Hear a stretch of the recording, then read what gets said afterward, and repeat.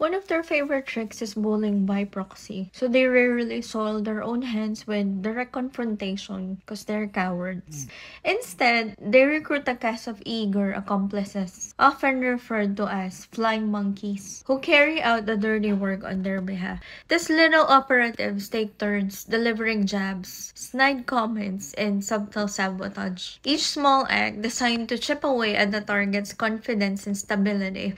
The beauty of this tactic from the bully's perspective is that the harassment comes in fragments, scattered across multiple people. And because the cruelty is so diffused, the target can never identify a single, clear aggressor. If she dared to speak up, she'd be forced to point her finger at an entire crowd. An action that, to outsiders, would seem absurd or paranoid. After all, who accuses half a dozen people of coordinated meanness without sounding unstable? This is the twisted genius of the proxy attack. It hides the true orchestrator behind a smokescreen of just coincidental bad behavior, ensuring that any complaint reflects poorly on the victim herself.